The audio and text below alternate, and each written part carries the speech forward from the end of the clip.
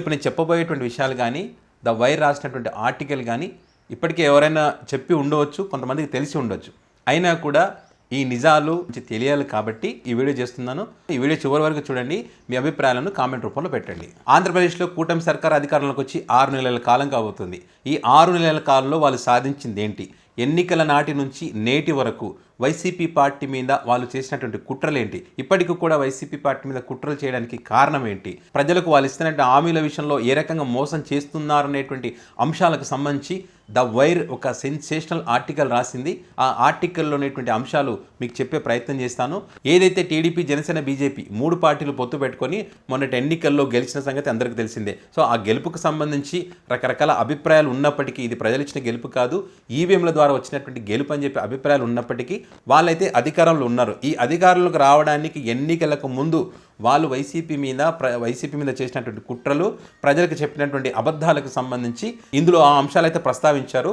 ఏదైతే అప్పుడు అధికారులకు రావడానికి ఎన్నికలకు ముందు వైసీపీ సర్కార్ ఆర్థిక విధ్వంసాన్ని సృష్టించింది, అధికార దుర్వినియోగాన్ని చేసింది, ప్రజాస్వామ్యాన్ని కూని చేసింది, మహిళలను అక్రమ రవాణా చేసింది. ఇట్లా అనేక రకాలుగా జగన్మోహన్ రెడ్డి ముఖ్యమంత్రిగా ఉన్నప్పుడు రాష్ట్రం అధోగతి పాలైపోయింది, రాష్ట్రంలో విధ్వంసం జరిగింది.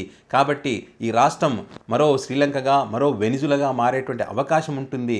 కాబట్టి ఈ పార్టీని ఓడించాలి, నేను కనుక అధికారంలోకి వస్తే సంపద సృష్టించి ఇప్పుడు నేను చెప్పినటువంటి హామీలన్నీ కూడా అమలు చేస్తానని చెప్పి చంద్రబాబు నాయుడు గారు కానీ ఆ కూటమి పార్టీలో భాగంగా వీళ్ళందరూ కూడా పెద్ద ఎత్తున ప్రచారం చేసి నమ్మించి అధికారంలోకి వచ్చినటువంటి పరిస్థితి. సో మరి అధికారంలోకి వచ్చిన తర్వాత వాళ్ళు ఇచ్చినటువంటి హామీలు అమలు చేస్తున్నారా అంటే దానికి ఏం సమాధానం చెప్తా ఉన్నారు? అప్పుడు ఎన్నికలకు ముందు ఏ రకంగా అయితే వైసీపీ పార్టీది తప్పని ఆ పార్టీ మీద ఆరోపణలు చేశారో ఇప్పుడు కూడా అదే రకమైనటువంటి ఆరోపణలు, అంటే వైసీపీ పార్టీ అధికారంలో ఉంది అన్నట్టుగా ఈ తప్పులకు మీ అమలు చేయకపోవడానికి కారణం ఏం కాదు, వైసీపీ పార్టీ అవలంబించినటువంటి విధానాలే.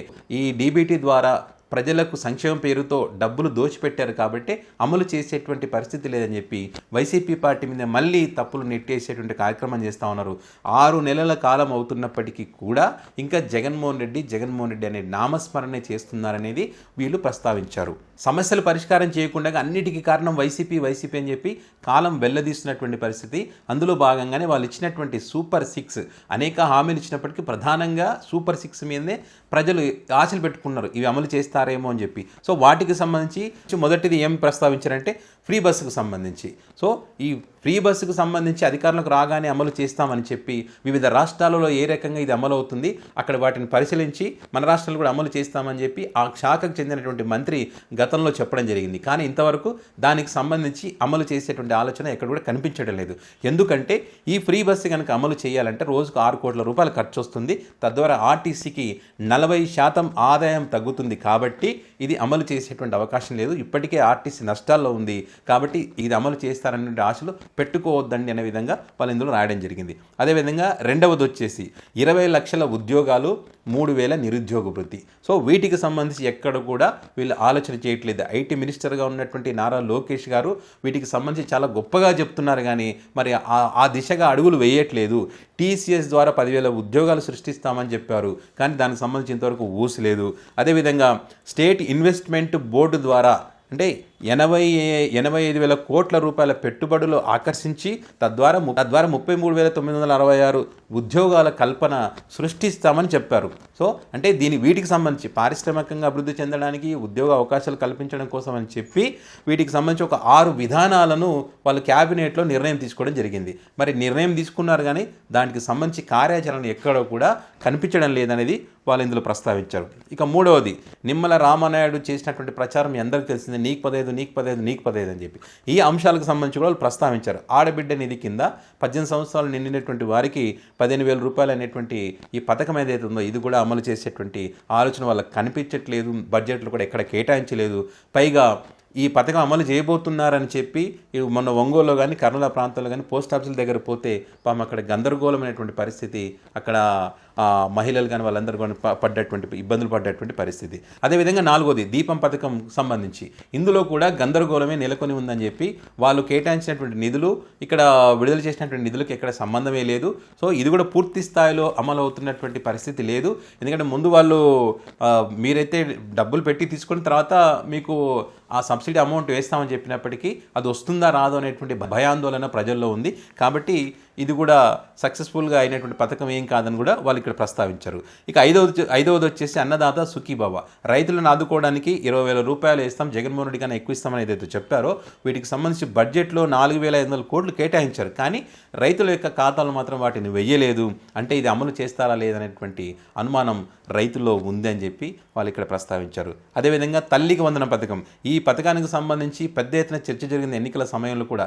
జగన్మోహన్ రెడ్డి అమ్మఒడి ఇస్తే వీళ్ళు తల్లికి వందనం అని చెప్పి పేరు మార్చి అందులో జగన్మోహన్ రెడ్డి 13,000 ఇస్తే మేము 15 ఇస్తామని ఇట్లా పెంచి ప్రతి ఒక్కరికి ఇస్తాము, ఎక్కువ మంది పిల్లలు కానండి ఇంకా మీకు ఇంకా ఎక్కువ పథకాలు వస్తాయని చెప్పి చంద్రబాబు నాయుడు గారు చెప్పినటువంటి మాటలు కూడా వీళ్ళు ప్రస్తావించడం జరిగింది. దీనికి సంబంధించి బడ్జెట్లో 5,387 కోట్లు కేటాయించారు. కానీ తల్లుల ఖాతాలో ఎక్కడ కూడా మరి ఈ తల్లికి వందన పథకం ద్వారా డబ్బులు పడలేదని చెప్పి వీళ్ళు చెప్తా ఉన్నారు. సో ఈ రకంగా ఏది కూడా వీళ్ళు అమలు చేయకుండా, ఉన్న సమస్యలను పరిష్కారం చేయకుండా ప్రతిదీ కూడా వైసీపీ తప్పే అని జగన్మోహన్ రెడ్డి నామస్మరణ చేస్తున్నారు. కానీ వీళ్ళు ఎక్కడ కూడా అమలు చేసేటువంటి ఆలోచన వీళ్ళకి ఎక్కడ కనిపించట్లేదు అనేది ది వైర్లో వాళ్ళు ప్రస్తావించడం జరిగింది. పైగా వీళ్ళు ఏం చెప్తా ఉన్నారు, కూటమి పార్టీకి సంబంధించినటువంటి వాళ్ళు, మేము అధికారంలోకి వచ్చి 6 నెలలే అయింది, ఈ 6 నెలల కాలంలో అభివృద్ధి చేయాలంటే ఇవన్నీ చేయాలంటే ఎక్కడికి వెళ్ళి చేస్తాం, చెయ్యము అని చెప్పి చెప్తా ఉన్నారు. మరి అదే చంద్రబాబు నాయుడు గారు 2019లో జగన్మోహన్ రెడ్డి ముఖ్యమంత్రిగా ఉన్నప్పుడు డిసెంబర్ మాసంలో ఈ రిపోర్ట్ కార్డ్ అని చెప్పి ఒకటి తయారు చేశారు వైసీపీ పాలనకు సంబంధించి, వాళ్ళ పథకాలకు సంబంధించి. మరి అప్పుడు ఏ రకంగా చంద్రబాబు నాయుడు రిపోర్ట్ కార్డ్ తయారు చేశారు, మరి అప్పుడు గుర్తుకు రాలేదా? 6 నెలల కాలంలో ఏం చేయలేమని చెప్పి వాళ్ళ అధికారంలో లేకుంటే ఒక రకంగా, వాళ్ళ అధికారంలో ఉంటే ఇంకొక రకంగా మాట్లాడడం చంద్రబాబు నాయుడికే చెల్లింది. చంద్రబాబు నాయుడు గారు ఎంతసేపు ఉన్నా గత ప్రభుత్వం తప్పు అని చెప్తారా తప్ప తన ప్రభుత్వంలో జరిగినటువంటి తప్పుల గురించి మాత్రం ఎక్కడ ప్రస్తావించారని దానికి సంబంధించి కూడా ది వైర్లో వీళ్ళు రాయడం జరిగింది. సో ఓవరాల్గా దీని సారాంశం ఏంటంటే, అధికారంలోకి రావడానికి జగన్మోహన్ రెడ్డి మీద భారీ ఎత్తున తీవ్రమైనటువంటి ఆరోపణలు చేసి కుట్రలు చేసి అప్పుడు అధికారంలోకి రావడం జరిగింది.